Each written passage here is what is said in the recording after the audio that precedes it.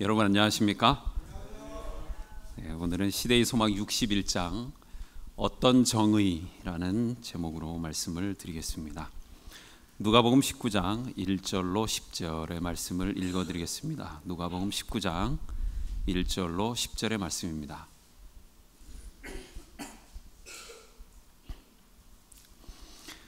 예수님이 여리고에 들어가 거리를 지나가고 계셨다. 마침 거기 삭개오라는 사람이 있었다. 그는 세관장이며 부자였다.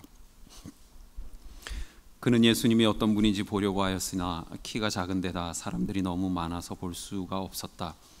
그래서 그는 예수님이 지나가시려는 길을 앞질러 달려가서 그분을 보려고 길가에 있는 뽕나무에 올라갔다. 예수님이 그곳에 이르러 그를 쳐다보시며 삭개오야 어서 내려오너라. 오늘 내가 내 집에 머물러야겠다 하고 말씀하시며 삭개오는 급히 내려와 기뻐하며 예수님을 영접하였다. 사람들이 이것을 보고 저분이 죄인의 집에 들어가 대접을 받다니 하며 모두 수군거렸다. 삭개오는 일어서서 주님께 이렇게 말하였다. 주님, 제 재산의 절반을 가난한 사람들에게 나누어 주겠습니다. 그리고 제가 남의 것을 속여 뺏은 것이 있으면 4배로 갚겠습니다. 그러자 예수님이 삭개오에게 말씀하셨다. 오늘 이 집에 구원이 찾아왔다. 이 사람도 아브라함의 자손이기 때문이다. 나는 잃어버린 사람을 찾아 구원하러 왔다.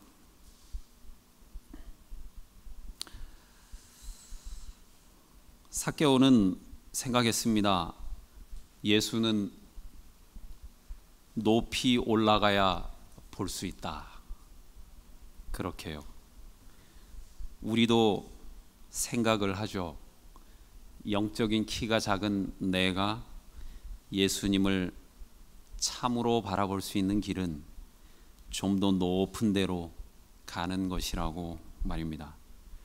그래서 예수님을 참으로 만나기 위해서 어떤 특별한 장소, 교회, 아니면 기도원, 아니면 높은 어떤 장소, 산과 같은 곳을 찾기도 합니다. 그런데요, 예수님은요, 길거리에 계셨죠. 그리고 말씀하셨습니다. 높은 곳으로 올라간 삭개오에게 내려와라. 그리고 또 말씀하세요. 너네 집으로 가자. 네가 나를 참으로 만나려면 광야로 나가서 고독한 기도를 드리거나 성전에서 거룩한 제사를 먼저 드려야만 한다라고 하신 것이 아니고 너네 집으로 가자. 내가 니네 집에서 함께 하겠다. 그래요. 우리가 그토록 갈구하는 예수를 만나는 아주 특별한 경험이 길에서 이루어졌습니다. 흥미로운 사실이에요. 신앙을 하는 데 있어서 정말 귀한 신앙은, 아니면 높은 신앙은 어떤 특별한 행위를 통해서 오거나 아니면 특별한 장소에 가야만 그것이 가능하다고 믿는 사람들이 있습니다. 그리고 신앙이란 매우 고결하고 높은 차원에서만 이해되거나 경험할 수 있는 것이라고 믿기가 쉽죠. 그래서 3층 하늘에 다녀온 사람만을 사도로 인정하고 싶은 마음이 누구에게나 있습니다. 그런데요, 누가가 본 예수님은 길거리의 예수님이었습니다. 예수님을 만나기 위해 혹은 보기 위해 굳이 그렇게 높이 올라가지 않아도 된다는 것입니다.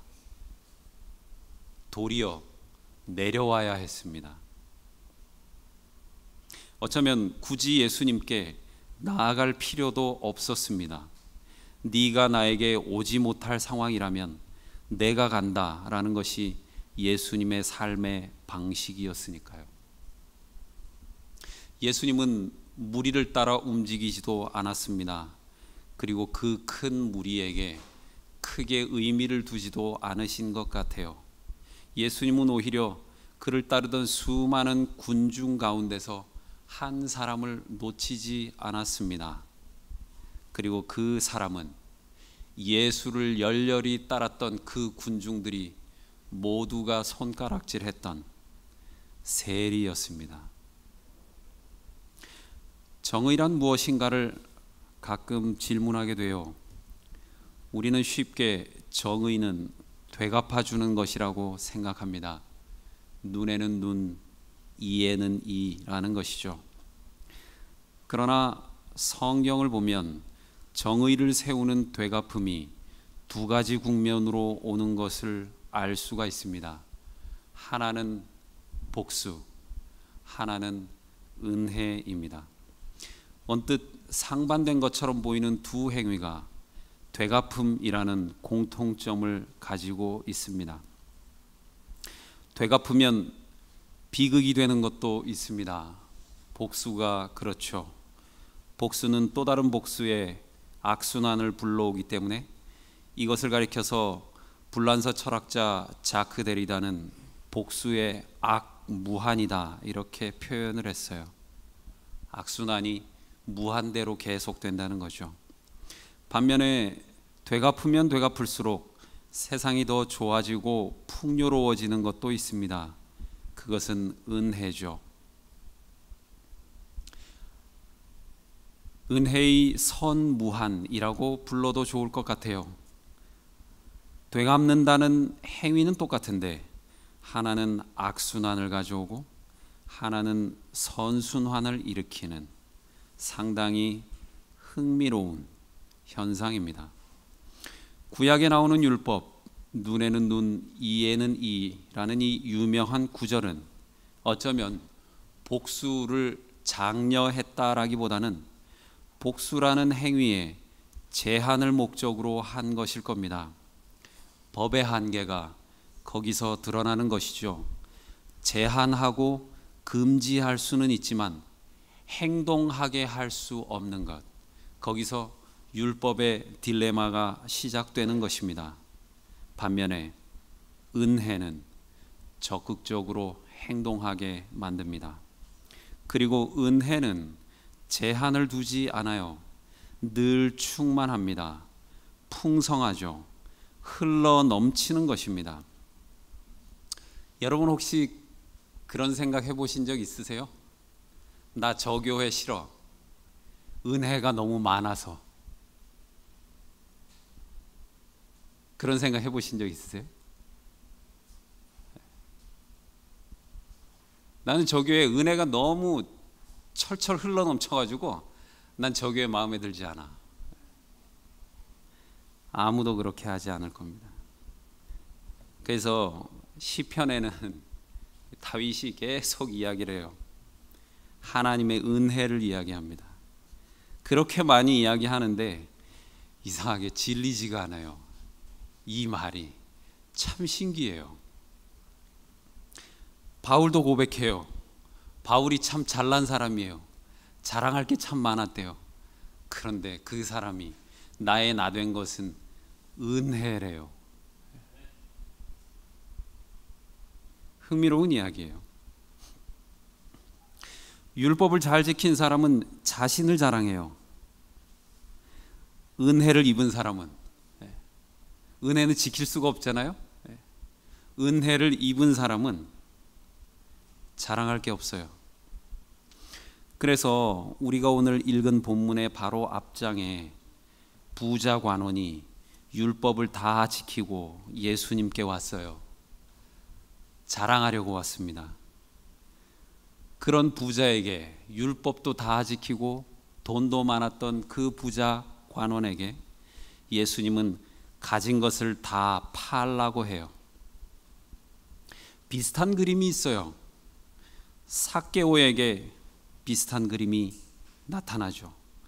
이번에는 모두에게 손가락질 받던 세리예요. 알려진 죄인입니다. 그래서 예수님이 따르던 사람들이 이렇게 말해요.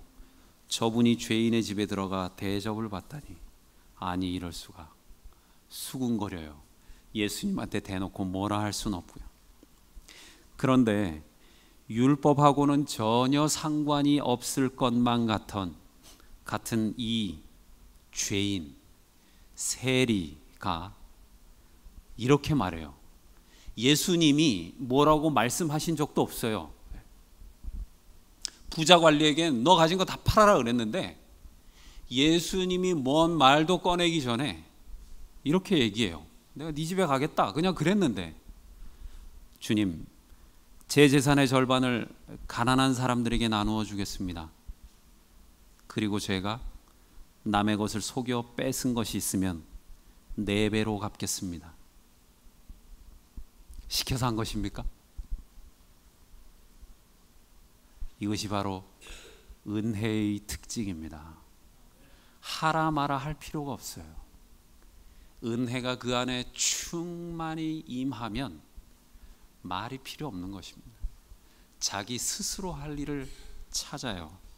그것이 은혜의 특징입니다. 넘치는 은혜의 선순환이 시작된 것이죠. 여러분, 우리가 구원을 뭘로 받습니까? 율법은 사람을 구원할 수 없죠? 그러면 무엇으로 구원을 받죠? 믿음으로 구원을 받죠. 그런데 에베소 2장 5절은 다른 이야기를 해요. 너희가 은혜로 구원을 받는다.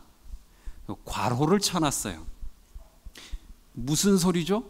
여러분, 우리가 믿음으로 구원받는다 했는데 왜 난데없이 은혜를 들먹거리고 있는 것일까요? 에베소 2장 8절은 우리의 이러한 혼란을 자세하게 이렇게 말하고 있습니다. 너희가 그 은혜를 인하여 믿음으로 구원을 받았다. 믿는 사람들이 자주 잊어버리는 사실이 있어요. 내 믿음이 있기 전에 무엇이 먼저 있었어요? 은혜가 있었어요. 이 말은 무슨 말이냐 하면요, 내 믿음이 아무리 좋아도 무엇이 없으면 구원을 못 받아요? 은혜가 없으면 구원받지 못해요. 그러면 은혜는 몇 퍼센트고 믿음은 몇 퍼센트를 차지한다고 생각하세요? 우리가 구원받는 그 과정에 있어서 내 믿음은 몇 퍼센트고 하나님의 은혜는 몇 퍼센트일까요? 자신의 믿음에 대해서 과소평가하면 과소평가할수록 하나님의 은혜를 제대로 보는 사람이에요.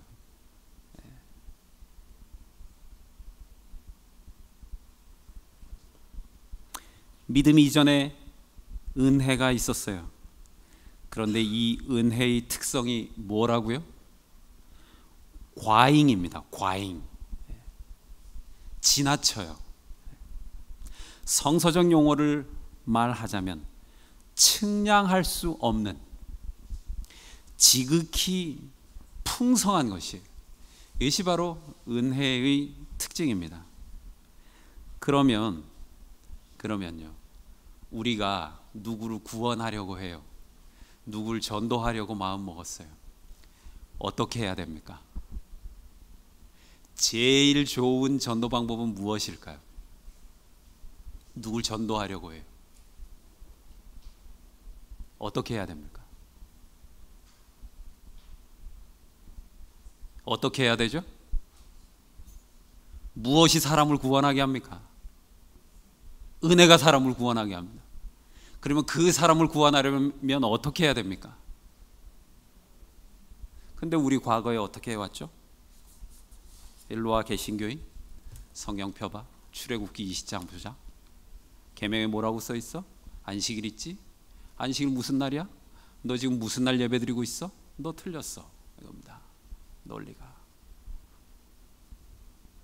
우리가 무엇을 잊었어요? 은혜를 잊었어요. 은혜가 사람을 구원하게 한다는 것을 잊었어요.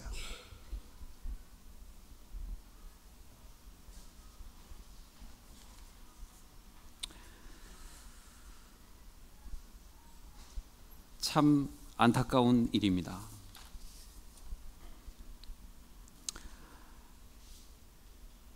그런데 이 삭개오와의 만남을 통해서 가장 크게 느껴지는 것이 은혜입니다.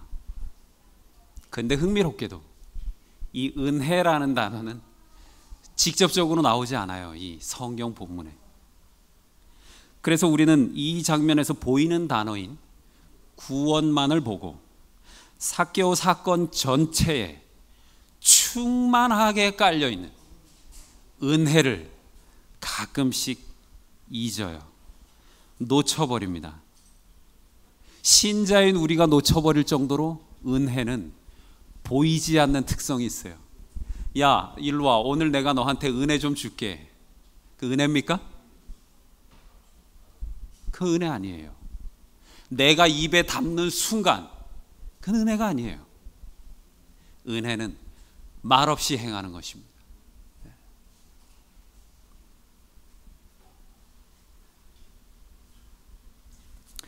은혜의 또 다른 측면이 있어요. 그리고 우리가 생각해 봐야 할 참 중요한 신앙 고백의 측면이 있습니다. 우리는 여기서 삭개오의 놀라운 신앙 고백을 봅니다. 그런데요, 우리는 흔히 신앙이란 내적이고 개인적이며 사적인 것이다 라고 생각을 해요. 그런데요, 이런 신앙에 대한 개인적인 관점이 문제가 있다는 겁니다. 문제가요. 물론 그 개인적이고 내면적인 부분이 굉장히 중요하죠. 그런데 그 부분만 생각할 경우에 상당한 위험성이 발생한다는 거죠.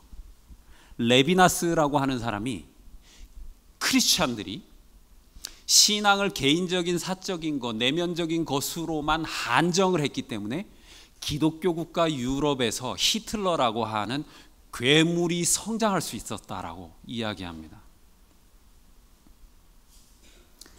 삭개오의 신앙은 달랐어요. 자신의 재물의 절반을 팔아 가난한 자들을 돕겠다고 했습니다. 그리고 누구의 것을 착취한 일이 있으면 4배나 갚겠다라고 말을 했어요. 은혜가 은혜를 낳은 것입니다.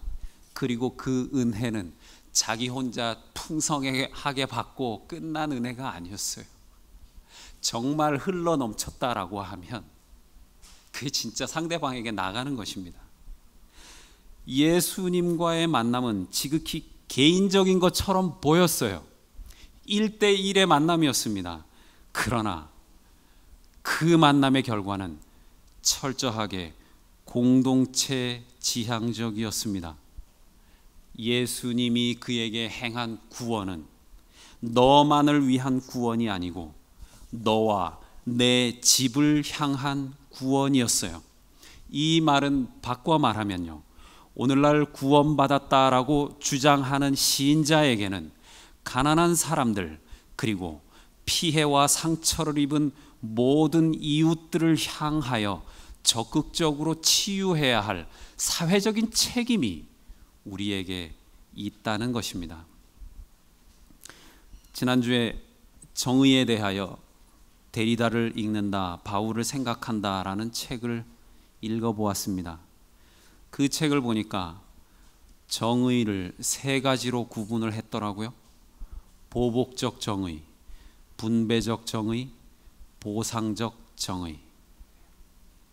그런데 이 3가지 차원의 정의를 말하면서 자크 데리다가 이런 말을 했대요. 그런 것을 넘어서는 정의, 그게 필요하다는 겁니다. 계산을 넘어서는 정의가 필요하다고 했대요. 이 말이 신앙인에게는 무엇을 의미하는 것일까요? 여러분, 한 단어가 떠오르죠? 은혜입니다. 은혜적 정의죠. 법의 규정은 이래요. 눈에는 눈, 이에는 이입니다. 네가 내 이빨 하나 상하게 했으면 나도 네 이빨 하나를 상하게 할 수 있다는 거예요.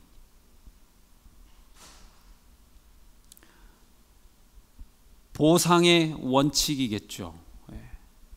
그만큼은 복수를 할 수도 있다라고 하는 걸 겁니다. 그런데요, 삭개오는 이 정의를 새로운 차원에서 해석합니다. 자기가 쌓은 부가 가난한 사람과는 관련이 없잖아요.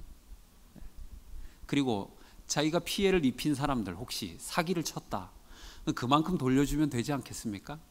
아니면 약간의 이자를 쳐서 돌려주면 되겠죠. 그런데요, 삭개오는 정의를 새로운 차원에서 해석합니다. 4배나 갚겠다는 겁니다. 법을 넘어서요. 법이라고 하는 그 글자를 넘어섭니다. 초월하는 것이죠. 그러면 삭개오가 법을 무시하거나 해체해버린 것일까요? 아니죠. 계명을 완전하게 지킨 것입니다. 율법을 지키는 방식. 그것은 율법을 무시하거나 부셔버리는 것이 아니고 율법을 완전하게 지킨다라고 하는 것입니다. 어떻게 지키느냐? 은혜의 법으로 생각하는 것이죠. 법을 넘어서는 법입니다. 법의 글자 속으로 들어가는 것이죠. 법을 깊이 이해하게 되는 것입니다.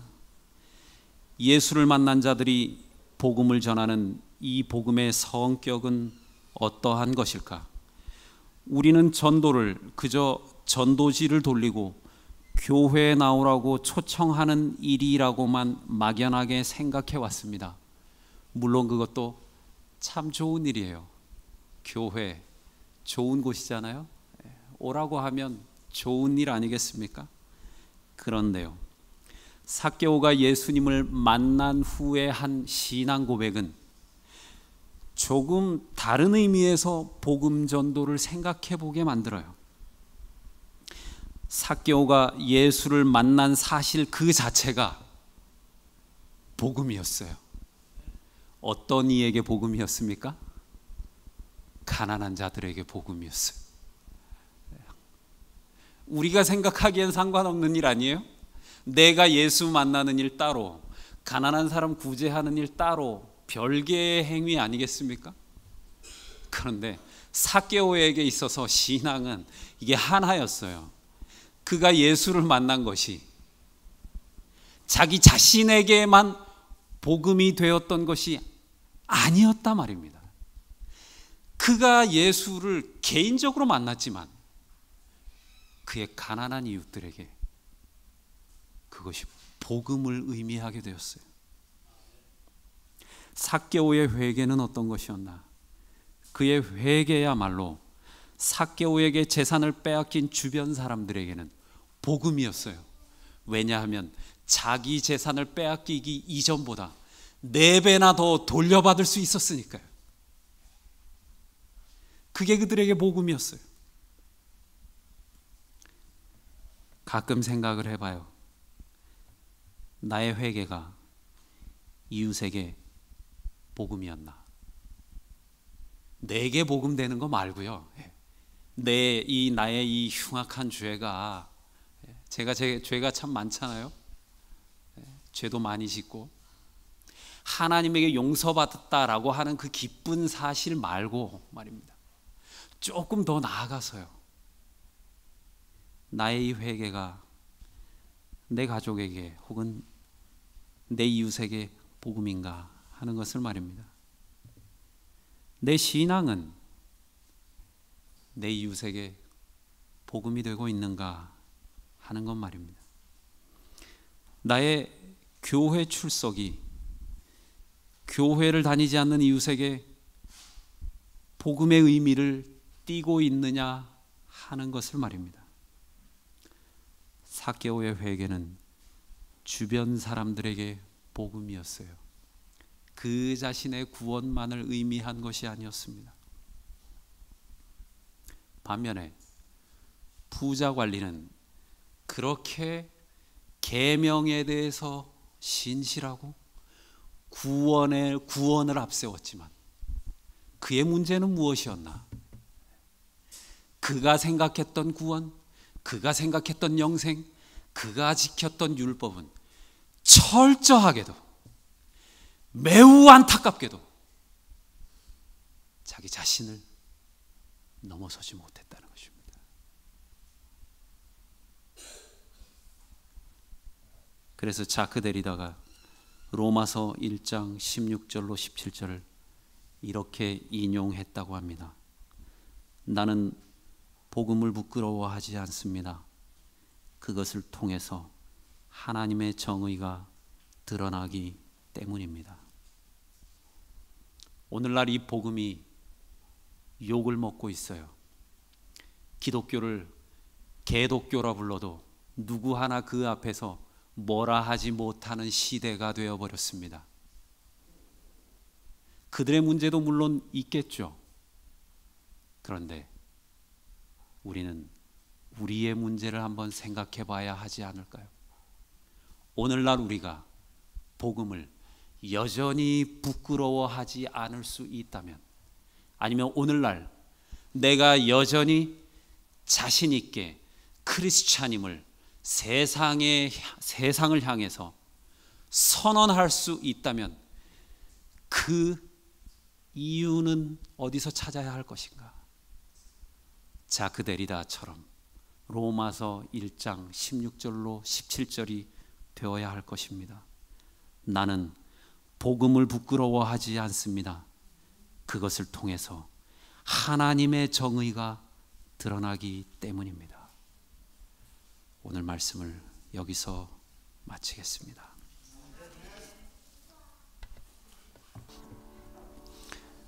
하나님 아버지, 저희가 구원받은 것이 너무 좋아서 하나님의 그 풍성하신 은혜를 망각한 때가 참 많이 있었던 것 같습니다. 하나님의 은혜를 조금 받는데 그치지 않고 흘러 넘치게 받을 수 있는 저희가 될 수 있도록 도와주시고, 그 넘치고 풍성한 은혜를 우리 주변에 그 은혜를 참으로 간절히 필요로 하는 분들에게 잘 흘러갈 수 있도록 축복의 통로로 삼아 주시옵소서. 예수 그리스도 이름으로 기도드립니다. 아멘.